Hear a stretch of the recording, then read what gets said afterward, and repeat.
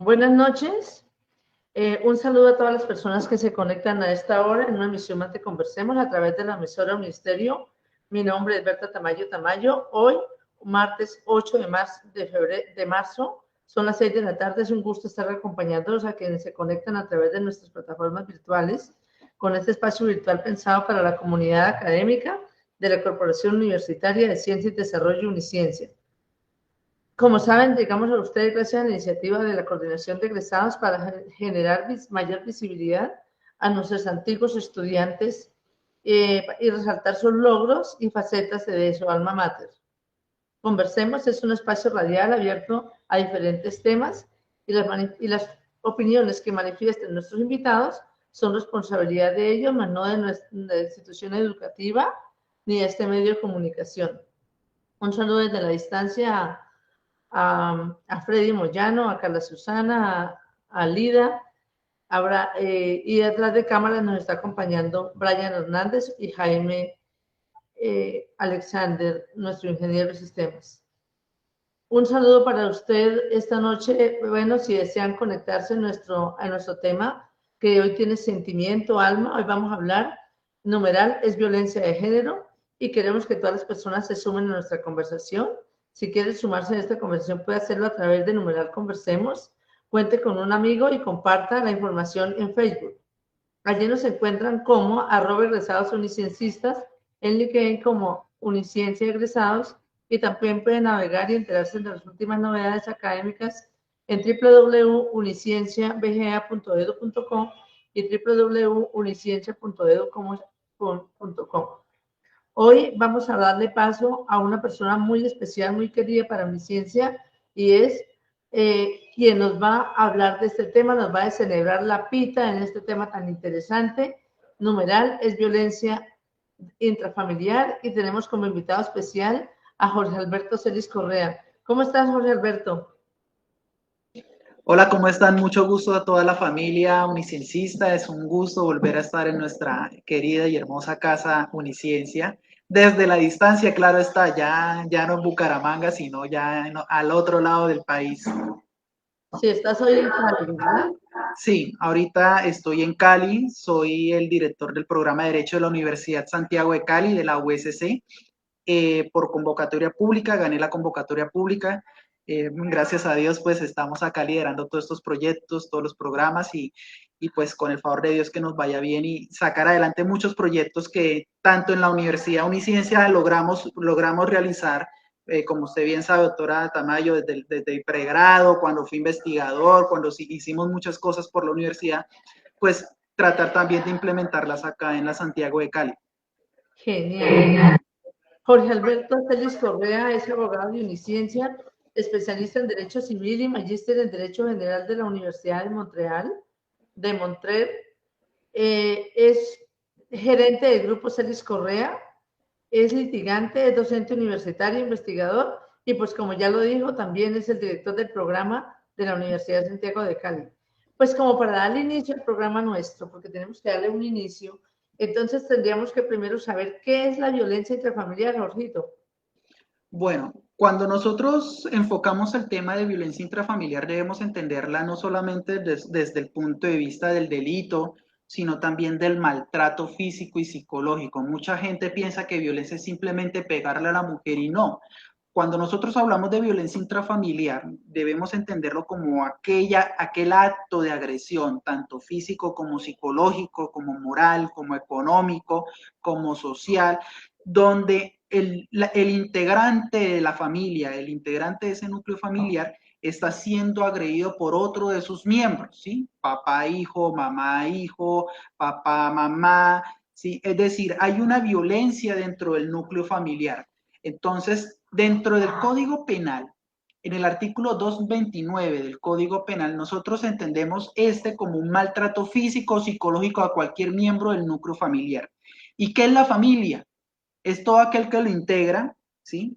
Dentro del matrimonio o ahorita, debido a los diferentes pronunciamientos de la Corte Constitucional, pues aquellos que se integran para protegerse, socorrerse, ayudarse mutuamente, es decir, están asociados, son una sociedad donde se ayuda mutuamente, ¿sí? llámese mamá soltero, papá soltero, tío soltero, perdón, tío que cuidas a los hijos de su hermano, etcétera, etcétera. Incluso hoy en día, gracias a a la C577 del 2011, la Corte Constitucional reconoce a la población LGBTI como personas con derechos para conformar familia y que a partir de ahí, pues nosotros entendemos que la población LGBTI también dentro de su núcleo familiar sufre de violencia intrafamiliar. Haciendo una acotación, antes incluso había un desconocimiento pleno porque se distinguía dos tipos de violencia.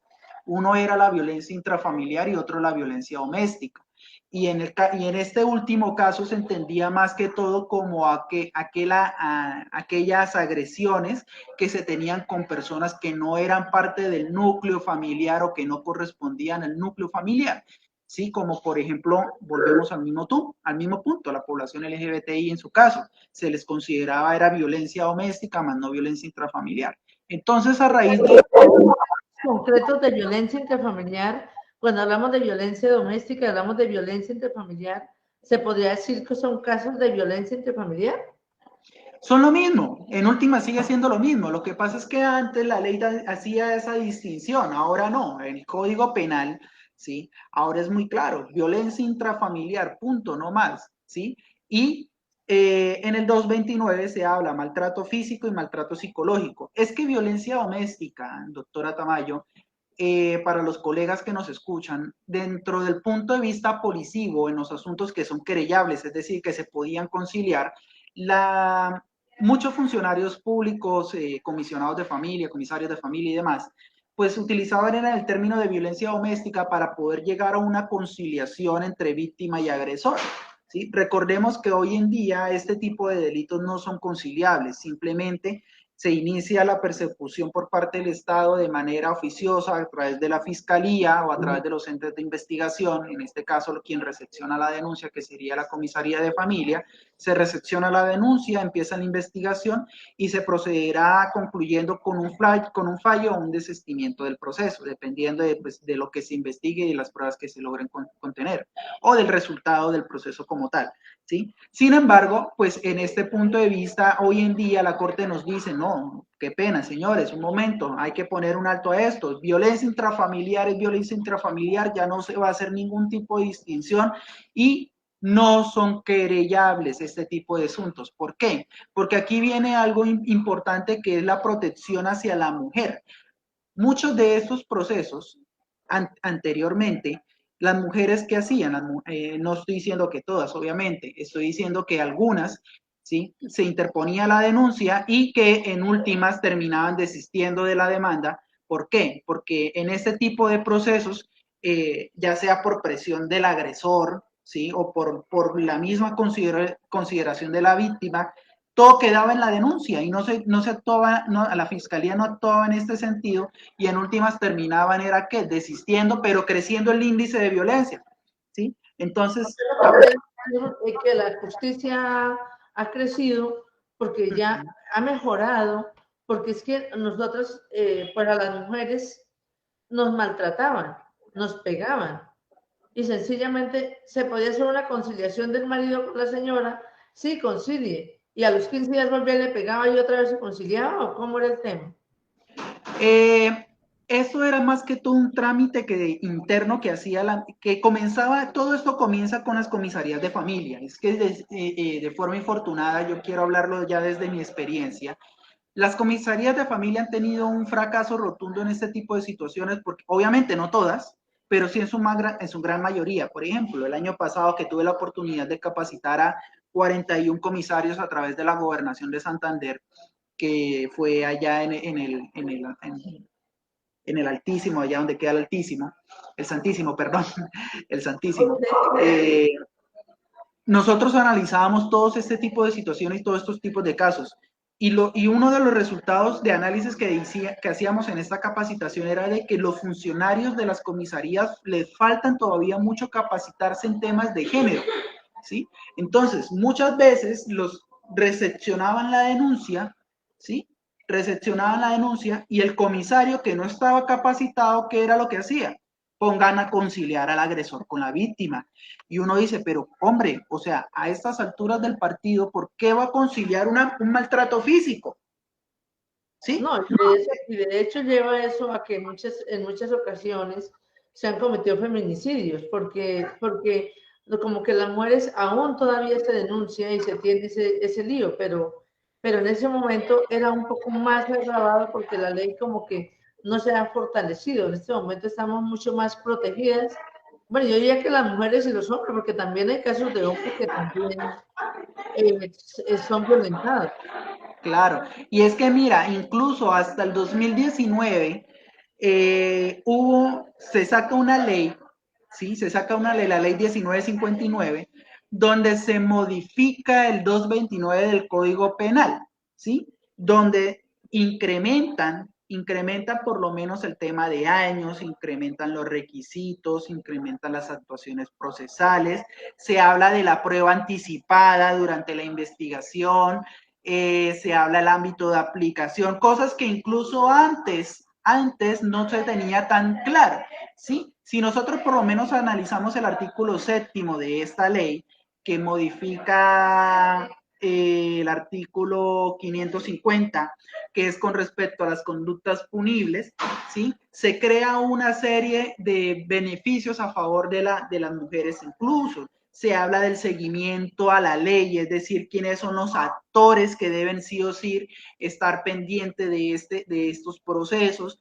Es decir, el Estado se tardó, por así decirlo, el Estado se tardó en implementar no solamente política, sino también en implementar el aspecto normativo de este tipo de procesos. Y es debido precisamente al mal manejo que se tenían desde las comisarías de familia, las casas de justicia, frente a la recepción. Es que esta falla del sistema comienza desde la recepción, ¿sí? Desde la recepción y el manejo que estos funcionarios le hacen. Entonces, aquí había casos, por ejemplo, de doble victimación o revictimación de las personas que sufrían este tipo de delitos. ¿Y qué casos tenemos así como concretos? Pues como tú nos hablas de casos, ¿qué casos tenemos concretos de violencia intrafamiliar? Bueno, dentro de lo personal yo estaba llevando 5 casos, uno pues obviamente no puedo decir nombre. En el año 2015 una señora sufrió golpes, maltratos, humillaciones por parte de su marido. En la Casa de Justicia de Florida Blanca pues se recepcionó este delito. La señora tuvo que enfrentarse a una conciliación con su agresor, ¿sí? Y que en últimas, pues la funcionaria, que es lo más triste que nosotros tuvimos en ese momento, la funcionaria pues diciendo cosas que no debía decir y haciendo actuaciones que no le competían a ella hacer, y uno dice, hombre, o sea, ¿cómo es posible que una funcionaria en este sentido actúe de forma tan desproporcionada en una situación tan gravosa? En últimas, la víctima tuvo que regresar nuevamente a la casa del agresor sin ninguna medida querellable, sin ninguna medida de protección, sin ningún tipo de medida de garantía sobre su integridad. Y a lo último, el agresor lo que tuvo que hacer es ya por vías externas, por los hijos de la señora, pues irse de la casa, ¿sí? Otro asunto, pues que eso yo siempre lo cuento desde el ámbito personal, con mi caso personal para la universidad, nadie es secreto de, digámoslo, lo que yo sufrí durante mi época de estudiante en muchas situaciones, que incluso funcionarios que decían que teníamos que estar agradecidos porque sufríamos violencia, eh, íbamos a La Joya, a la Casa de la Justicia de La Joya, allá no nos quisieron recepcionar ninguna denuncia, íbamos a la de Florida Blanca, al comienzo tampoco, tuvimos que prácticamente por presión política y utilizar, digámoslo, la coerción política en ese sentido para que recepcionaran bien la denuncia, nos pusieron a conciliar con el agresor, bueno, muchas cosas que en últimas pues resultó pues desfavorable en su momento, pues gracias a Dios muchas cosas han mejorado, no estoy diciendo que para todos sean igual, ¿sí? Sino que pues en mi caso personal pues las cosas tuvieron que tomar desde otra perspectiva no jurídica para que se pudieran hoy en día solucionar, ¿sí? Sin embargo, es gravoso y es muy triste ver las situaciones hoy en día de las mujeres santanderianas, más que todo, cómo sufren de violencia y que muchas veces que eso queda en impunidad, ¿sí?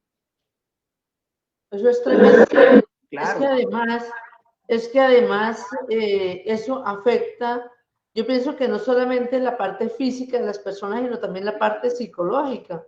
Y tendríamos que también hablar sobre violencia psicológica, porque tú nos estás diciendo, bueno, y eso no pasa tan rápido, porque uno que lo golpeen, que lo lastimen, que lo maltraten, que le hagan moratones o que quién sabe qué más le hagan, no solamente queda en la violencia física, porque también ya pensaría yo que como pareja, como mujer, pensaría yo, no sé, que Es que si uno es miremos, golpeado también tiene una violencia psicológica. O sea, claro, en doctora, esos casos también hay si violencia me psicológica. disculpas, si me disculpas un segundo para dar por lo menos esta cifra. De ahí como, Si nosotros miramos en el año 2020, ¿sí? En el año 2020, 1.632 mujeres fueron víctimas de violencia intrafamiliar. Y el municipio más violento en el que se presentaron estos casos fue Florida Blanca, Santander. ¿Sí? ok, Es decir, o sea, si nosotros analizamos estos comparativos año a año, las cifras van en aumento, ¿sí? Las cifras van en aumento y es gravoso porque es que en nosotros, en últimas, ¿qué nos dice? Listo, la gobernación de Santander tiene su política de género, tiene su unidad de género, la Secretaría de la Mujer, pero hombre, 1.632 en Santander en el año 2020, ¿sí? ¿Dónde queda entonces la aplicabilidad de esa política de género o dónde queda la aplicabilidad de la protección hacia la mujer y en especial, y no solamente la mujer, los niños, niñas y adolescentes, que son los más vulnerables en este caso, en este tipo de delitos, porque muchas veces los niños no son sujetos que puedan llegar a ir a una fiscalía y decir, vengo a denunciar a mi papá porque me maltrata. no puede ¿Sí? salir de la calle, se muere, un Exactamente, carro lo puede coger, así es. exactamente. ¿Sí? Ese tema es una afectación, en ese caso, por ejemplo, es que yo cuando a veces me pongo a mirar y a veces miro publicidad de la televisión y dice, la mujer toda moratada y no sé qué más, y le dice, ven mi amor, todo lo que me haces hacer, es que yo te amo, no sé qué más, y ella muerta de susto con la cara morada, además que le digan, oye, usted está gorda, usted está fea, usted no sé qué más, o que se lo diga al hombre, oye, pero tú sí estás gordo. Uy, pero mira, no es que yo pienso que eso es violencia intrafamiliar, no se puede lastimar al otro. Claro, eso es una violencia psicológica. Y es que ahí tocas un punto muy importante, violencia intrafamiliar no solamente a la mujer, también al hombre. Lo que pasa es que en el caso del hombre, digamos lo que se ve mucho la impunidad, no tanto la impunidad, se ve mucho, digámoslo, el miedo al que dirán. ¿Sí? El miedo al que dirán o que los mismos funcionarios no recepcionan esas denuncias por no ser tan creíbles, porque dicen, pero es que usted es hombre, o sea, ¿por qué se deja? ¿Sí? Usted Y no no es es macho. cierto. Entonces, ese tipo de cosas afectan e impiden también que se conozcan cifras, ¿sí? Mira, Entonces, yo conozco bueno, tampoco, no voy a decir en la ciudad, porque me daría pena decirlo acá en la ciudad, porque yo estuve allá un tiempo. Y imagínense una mujer lo que le hizo al hombre. El hombre, el señor, llegó borracho a la casa y la señora sin ningún problema dejó que se acostara, le amarró las piernas, le amarró los brazos de la cama y luego le pegó una tunda con una correa. Y yo decía, bueno, ¿y eso cómo hallamos? Eso es terrible. Y eso pasó, o sea, no solamente yo diría que no hay que defender, lógicamente, es muchísimo más amplia la violencia del hombre hacia la mujer, pero no quiere decir que no hayan casos también de que la violencia de algunas mujeres hacia los hombres. claro, y es menos visible por el mismo miedo al que dirán. Y es que muchas veces se tiene, digámoslo, esa imagen, y eso es una costumbre en todos lados de Latinoamérica, ¿sí? Donde el hombre tiene que ser, mejor dicho, la fortaleza, el que pilar, la persona más ruda, la persona que no se deja de nadie, pero es que uno nunca, por lo menos en este tipo de asuntos, uno nunca conoce realmente cuántas personas están sufriendo, cuántos hombres sufren violencia intrafamiliar, cuántos hombres sufren humillaciones por parte de su mujer, ¿sí? Cosa que no quiere decir que sea gravoso, no. Todos partamos de la misma línea de la igualdad, que digámoslo que en el tema de la mujer es mucho más considerable por el factor, digámoslo, de protección que tiene el Estado frente a ella. Sin embargo, eso no hace que la otra parte sea menos importante para conocer. Y es importante que hoy en día este tipo de políticas se apliquen no solamente hacia mujeres, sino que, como lo dice el mismo principio, igualdad para todos, ¿sí? No es solamente beneficiar a unos, beneficien a todos, ¿sí? Porque todos sufren el mismo tipo de violencia, solamente que unos callan más por el miedo a qué dirán. Y lo otro también es muy brusco, y pues yo no sé, o sea, el término es bastante fuerte, y también todo el feminicidio que existe hacia nosotros, porque es que, o sea, uno independientemente de lo que uno diga, pues uno de mujer se enfrenta a un hombre y el hombre necesariamente le gana a uno, porque es que uno no tiene la fuerza de ellos, nunca, jamás podrá ser. O sea, hay libertad de mujer, hay de libertad, pero es que no es la libertad de fuerza, sino la libertad de las personas, consideraría yo. No sé si me salí del tema. No, sí, es un tema, digamos, lo que es aparte y ajeno al tema al feminicidio, es un tema ajeno al tema de la violencia intrafamiliar, que están conectados, ¿no? Obviamente, ¿sí? Porque la una puede ser causal de la otra, ¿sí? La violencia intrafamiliar puede ser causal, una causa precisamente que conllevó al feminicidio, puede tener esa correlación.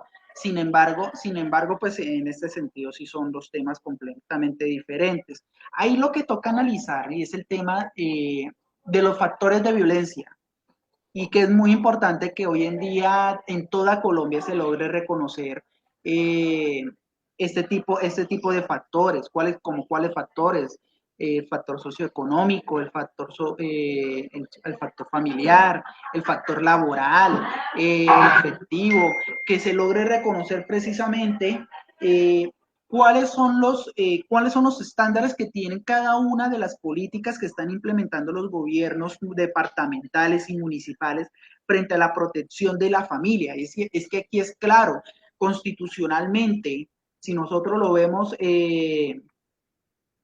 si nosotros lo vemos desde el punto de vista constitucional, el artículo 42 nos habla de qué, de que la familia es el núcleo fundamental. Y si nosotros partimos desde ahí, la concepción de la definición de familia, ¿sí? El Estado tiene que hacer un alto en lo que está haciendo y decir, hombre, está pasando esto y esto y esto y esto y necesitamos solucionarlo, no a punta de leyes creando delitos que ya existen o ampliando penas, es atacar la raíz, ¿sí? ¿Cómo se ataca la raíz? Bueno, miremos qué es lo que está pasando desde el punto de vista del núcleo de la familia, por qué se está creando estos factores, por qué existe la violencia, por qué hay un agresor tan difícil de controlar, por qué al Estado se le ha ido o se le ha salido de las manos estos asuntos o qué han hecho los funcionarios frente a este tema, ¿sí? Decía yo hace un momento, los comisarios, nosotros partimos desde el punto de vista de las comisarías o casas de justicia. ¿Por qué? Porque la gente no conoce que pueden ir directamente a la fiscalía e interponer la denuncia. Siempre en su conciencia está de que lo primero que tienen que ir a la comisaría, ¿sí? ¿Por qué? Porque es lo que siempre a la ciudadanía se le ha enseñado y se le ha inculcado, que es un órgano que recepciona y conoce este tipo de procesos. Pero ¿cuánto no se demora un proceso iniciando desde ahí a que llegue a la fiscalía, ¿sí? Para que en última la fiscalía le digan, qué pena, no procede su denuncia. Hay una falla en el sistema que infortunadamente hoy en día, incluso muchos juristas y muchos abogados litigantes, estamos, digámoslo, a la expectativa a ver el Estado qué soluciona frente a este punto. ¿Por qué? Porque es que si desde la base no funciona, pues de ahí para arriba tampoco. Y ahí es donde viene también el tema del feminicidio.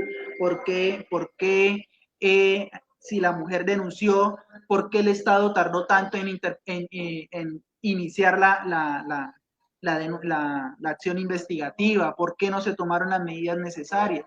¿Sí? Son muchas cosas que en últimas necesitamos nosotros empezar a solucionar desde el punto de vista, y esto ya es un interés político, y no creando leyes que creen delitos o creen penas o aumenten penas, no, es atacar la raíz. Y de ahí necesitamos empezar Mira lo que tú nos estás aclarando hoy. Por ejemplo, yo escuchaba en las noticias, no, es que el señor tal mató a su señora por cualquier, bueno, por lo que lo haya matado, de todas maneras la mató. Y decía, y hace año y medio la señora había denunciado, pero yo no entendía, o sea, cómo es el proceso para denunciar y cómo es para que quede bien. Yo no entendía por qué. Me acabo de enterar. O sea, porque no procede, porque no lo niegan, porque qué, ¿cómo es? No, lo que pasa es que existen unos términos y unos tiempos de ejecución en cada una de las instancias, ¿sí? Sin embargo, esos términos en últimas, si uno lo mira en la realidad, son lentos, ¿sí? Son lentos. ¿Cuánto tarda la fiscal en imputar un cargo? De 2 a 5 años. Y eso, rogando que realmente se cumplan esos términos. Yo, por ejemplo, tengo en la Fiscalía Floridablanca un proceso que ya va para 10 años. ¿Sí? Y nada que imputan, nada que investigan, todo queda en esperar el concepto de policía judicial. Y ahí está, estancado, esperando a ver si se archiva o no. ¿Sí? Entonces, ahí es donde yo parto y ahí es donde yo digo, y he hecho esta crítica en muchas oportunidades que he tenido en capacitaciones con comisarios, en capacitaciones a fiscalías, en capacitaciones a sector público, porque he tenido la oportunidad, gracias a la alcaldía de Floridablanca, gracias a la gobernación de Santander, en hacer este tipo de procesos, en hacerles esa reflexión a los funcionarios. Decirles, hombre, nosotros tenemos unos términos que necesitamos cumplir, pero no extendernos hacia lo último. ¿Sí? Si nosotros sabemos que desde este punto, necesitamos empezar a abordar y a solucionar, hagámoslo, sin necesidad de esperar nada. Es que tenemos mucha carga, denle prioridad, porque es que no podemos esperar a que a una mujer la maten, ¿sí? Que el marido la mate, que su pareja sentimental la mate, simplemente porque a la fiscal o al fiscal se le dio la gana de decir, no, yo imputo en 2 años y punto, porque yo soy el dueño de mi proceso. ¿Sí? Okay. Y ahí quedó. ¿Y en serio pasa así? ¿En serio pasa así? O sea, ¿eso sucede así? Claro. Ok. Claro, y los colegas no me dejarán mentir, mis compañeros no me dejarán mentir, los que trabajan en estos temas. ¿Sí? Usted puede ir hoy en día a la fiscalía y decir, doctor, ¿cómo va el proceso? Tengo 2 años para imputar. No me moleste, estoy ocupado. Pasan los 2 años, doctor, ¿qué pasó? No, tengo 5 años. Y pasan los 5 años, archivan el proceso. Ok. Dios santo. O sea, bueno, y entonces volviendo al otro tema de la violencia psicológica, yo no sé, hay mujeres que dicen, si el hombre me cela es porque me ama. O sea, ser celoso es amor. Yo pienso que quién es el que está enfermo psicológicamente, la mujer o el hombre, en ese caso. Los celos también son violencia, según un fallo de la Corte Constitucional, se los quedo debiendo, pero sí tengo presente de que los celos también son violencias, ahora dependiendo de los celos y qué se considere celos, ¿sí? Porque aquí también nosotros hablamos del depende. Aquí nosotros hablamos del depende. ¿Depende de qué? Depende de la persona, qué es lo que la considera la persona violencia. Por ejemplo, el caso que tú me decías, que lo amarraron en la cama, en las 4 puntas de la cama y le empezaron a azotar. Para mí eso es un fetiche. ¿Por qué? Porque hay personas que le gustan eso, ¿sí? Que le gustan que los maltraten y los humillen y los golpeen, porque ese es un fetiche de ellos.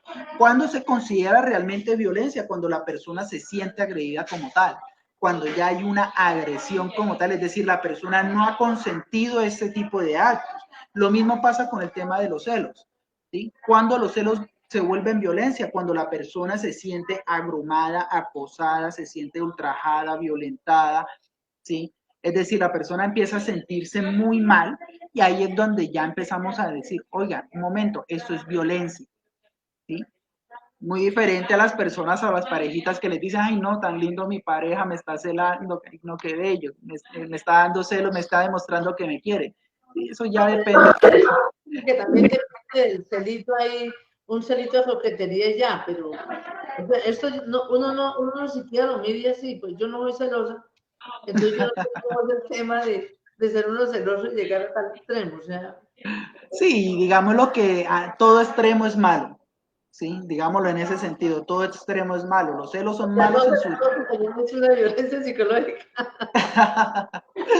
No, claro, claro, y es que de por sí sigue siendo violencia psicológica. Lo que pasa es que ahí, como yo lo digo, todo depende de qué. ¿A usted le gusta? Sí, bueno, entonces no es violencia. Ah, Sí, ok, ok, ok, sí, ok, esa sí. parte no me queda así como que, bueno, Pasa lo mismo que en la discusión de los piropos. Para muchas mujeres dice que los piropos es una forma de agredirme a mí psicológica y socialmente, que eso es machismo. Yo recuerdo el debate, por ejemplo, de Alejandra Borrero, la actriz, ajá, ajá.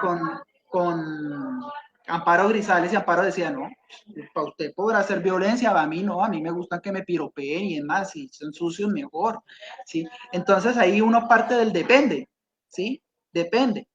Si a mí me gusta, ¿por qué me voy a sentir violentado si me gusta? Si me siento bien así, ¿sí? No, pues lo que pasa es que también depende del piropo, ¿no? Ah, no, claro. También depende del piropo, porque pues, yo no creo que a Amparo Grisales le vaya a una persona a decirle quién sabe qué piropo vulgar, pero hay personas que va una chica por la calle vestida muy linda, es muy bonita y quién sabe qué van y le dicen, o sea, No, es que ahí uno toca diferenciar el piropo del morbo. Y ok, una ok, cosa es piropear y otra cosa es ser morboso. sí, claro, o sea, terrible.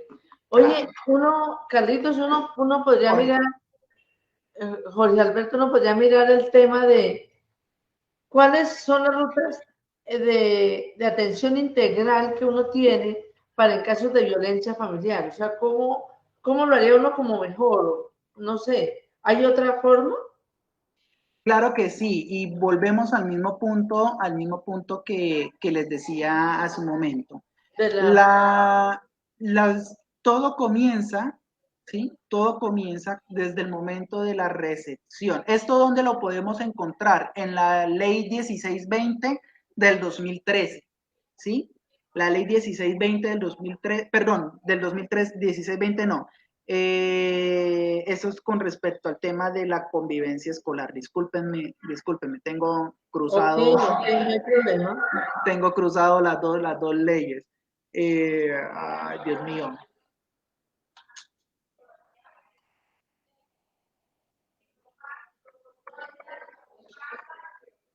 Dios. Bueno, pido excusas porque en estos momentos tengo en estos, la ley 1257 del 2008, ¿sí? La ley 1257 del 2008, ya me acordé. Ok, Dentro de todo esto, de aquí para allá, ¿sí? Se han venido implementando una serie de políticas de género y unas políticas en cuanto a protección al núcleo familiar, ¿sí? En cuanto a la protección al núcleo familiar. ¿Qué sucede? En la gobernación de Santander, digámoslo de forma extensa, no solamente para Santander, sino para todo el país, se crean una serie de rutas y se crean una serie de conceptos. Para este tipo de casos se debe distinguir dos conceptos, lo que es una BIF y lo que es una BBG. La BIF es lo correspondiente a la violencia intrafamiliar y la BBG es lo correspondiente a la violencia basada en género. Entonces, muchas veces, cuando se va a interponer la denuncia de violencia intrafamiliar, por ser en su gran mayoría casos de mujeres, ¿sí? Cambian el tipo de delito, ¿sí? Y lo convierte en violencia basada en género y dejan a un lado la violencia intrafamiliar. Pero son dos conceptos diferentes. No por el hecho de que la violencia la sufra la mujer quiere decir que sea feminicidio o que sea violencia basada en género, ¿sí? El hecho de que sea la esposa, el hecho de que se desarrolle dentro del núcleo familiar, ya es violencia intrafamiliar, ¿sí? Muy diferente que si el marido la está atacando por el único hecho de ser mujer, ¿sí? Por el único hecho de ser mujer, porque es que usted es mujer y me tiene que hacer caso, pon. eso ya estaríamos hablando de violencia basada en género, porque ya hay, digamos, una connotación diferente en este tipo de delitos. No sé si estoy siendo claro acá. Sí, totalmente. ¿Sí? Totalmente. Okay. Una cosa es golpearlo porque es mujer y otra cosa es decirle por ser su pareja y estar en violencia total. Sí. Exactamente. ¿Dónde comienza todo esto? ¿Dónde yo puedo empezar las denuncias? ¿O cómo comienza la ruta? La ruta tiene tres opciones. Tres opciones. O lo puedes hacer con la Policía Nacional a través de las líneas de atención o los CAIS. ¿Sí? O lo puede hacer en las casas de justicia con las comisarías de familia, ¿sí? Que para eso fueron creadas. O lo pueden hacer directamente en la Fiscalía General de la Nación. ¿Dónde es más rápido? Pues doctora, en mi experiencia, las tres son lo mismo. La policía se lo chuta a la Casa de la Justicia y la Casa de la Justicia se lo chuta a la Fiscalía. ¿Sí? O sea, si uno va a terminar de establecimiento en establecimiento, pues para mi concepto, interpongan directamente la denuncia en la Fiscalía. ¿Sí? Pero tampoco se puede desconocer las otras dos establecimientos porque para eso están creadas. ¿Sí? Y a veces también las tres, obviamente. Claro. Exactamente. Exactamente. Entonces, obligatoriamente las tres. Ahora, el ICBF también conoce este tipo de casos, ¿sí? En especial cuando la violencia está sufrida por niños, niñas o adolescentes, ¿sí? Más todavía, el ICBF debe conocer este tipo de casos, es obligación conocerlos. Las instituciones de salud están autorizadas para llamar a la fiscalía y reportar ese delito o pasar ese delito allá. El Instituto de Medicina Legal, ¿sí? También son una unidad de apoyo frente a este tipo de delitos, y las casas de justicia que en últimas pues se convierten en receptoras de estas denuncias y las tramitan directamente a las competencias. Pero sí o sí obligados a conocer este tipo de delito, la policía, la comisaría de familia y la fiscalía. En cualquiera de las tres pueden llegar a actuar allá. Comisaría, familia y fiscalía. Comisaría, familia. Genial. Entonces, pues ya las personas que nos están viendo y que por alguna situación en algún momento de su vida llegan a ser víctimas de la violencia familiar, pues ya sabemos a dónde acudir en caso de que algún día nos llegue a pasar. Ahora, doctora, para hacer una aclaración también, en el caso de las comisarías de familia, si ustedes saben que hay un funcionario, un comisario que no les quiere recepcionar la denuncia, o está demorado, o hay lentitud, o hace cosas que no debería hacer, vayan a la alcaldía en la oficina disciplinaria y los denuncien. Con esto yo me atrevo a hacerlo con total autoridad porque yo también, a mí, en lo personal, me tocó así, ¿sí? Es decir, si el funcionario se niega a hacer su trabajo acuiciosamente, para eso existen unos órganos de control y vigilancia que permiten facilitar este tipo de procesos. La alcaldía, por ejemplo, la oficina disciplinaria, la defensoría del pueblo, la personería y más aún la Procuraduría General de la Nación son los entes que controlan este tipo de entidades, ¿sí? Y que le hacen un seguimiento frente a este tipo de casos. Más No, al Ministerio Público. pero qué bien, porque mira todo lo que nos hemos informado hoy. Pues muy chévere porque pues uno nunca sabe en qué momento le puede ayudar a alguien, uno nunca sabe si puede ser algún día víctima de esto, pero, y si no también pues para ayudar a alguien, orientarlo, pues qué chévere. Pero Ahora, una cosa que me he preguntado, porque es que ya estamos llegando al final de nuestro programa, y una cosa que me he preguntado es, entre parejas del LGTBI, ¿también hay violencia intrafamiliar? también hay violencia intrafamiliar, aunque mucha gente diga que no, ¿sí? ¿Por qué? Porque es que siguen siendo familia, gústele a la sociedad o no le guste. Ellos tienen, bueno, nosotros, digámoslo porque tampoco para la comunidad universitaria es un secreto que yo formo parte de la población LGBTIQ. Nosotros también partimos de que nosotros tenemos derecho a conformar familia constitucionalmente, doctrinariamente, ¿sí? El derecho a la igualdad. Entonces, dentro de nuestro núcleo familiar también sufrimos violencia intrafamiliar, ya sea con nuestra pareja o ya sea con nuestra propia familia ya conformada, mamá y papá, ¿sí? Entonces sí sufrimos de violencia. Yo quería, para el punto anterior que me habías preguntado, Dos, yo también quería aclarar una cosa y es con respecto a qué es lo que se puede pedir como medida de protección o garantía frente a este tipo de delitos. Okay. ¿Sí? Tú puedes pedir medidas de protección, puedes pedir medidas de atención, medidas de estabilización, medidas de protección realizadas, por ejemplo, en el caso de los menores de edad, y medidas de protecciones especiales para víctimas de conflicto armado.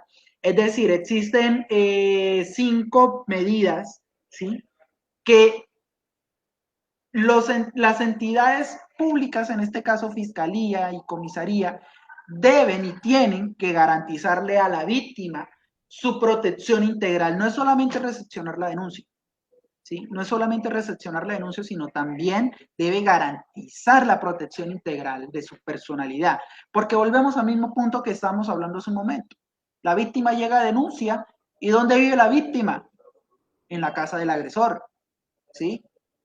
Se van de la comisaría y el agresor termina o la mata o la termina de golpear, ¿sí?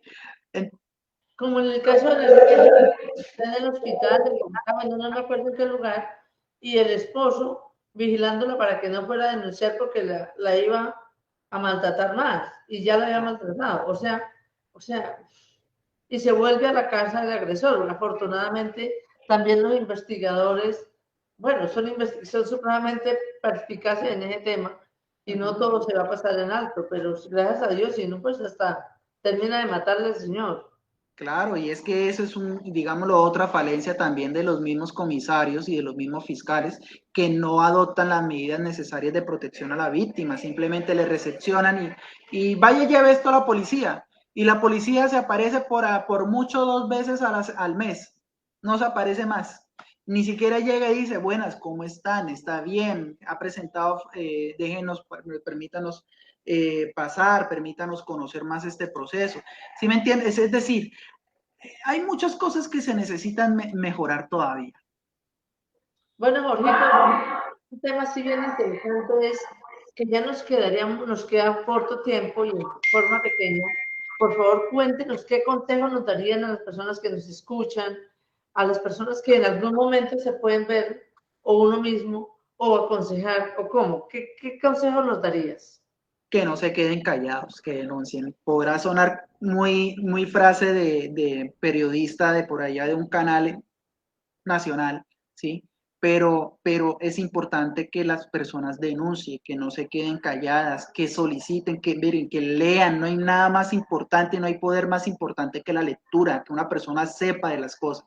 Si no saben, asesórense, busquen de un abogado que realmente sepa del tema, que les asesore, que les oriente en este tipo de cosas, porque muchas veces por el desconocimiento de estos temas, la gente teme a presentar denuncias y que en últimas no, todo termina en impunidad, todo termina en impunidad.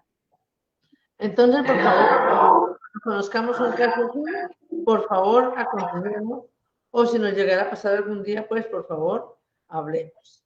Entonces, agradecemos muchísimo a nuestro invitado hoy por sus aportes y a todos los que nos acompañaron en redes sociales, a nuestros egresados, estudiantes, comunidad en general, que nos siguen a través de Ministerio y en diferido, en Facebook y también en egresados unicensistas. Ayer nuestros diferentes medios de comunicación. Queremos invitarlos a leer el boletín de egresados y que participen con sus artículos.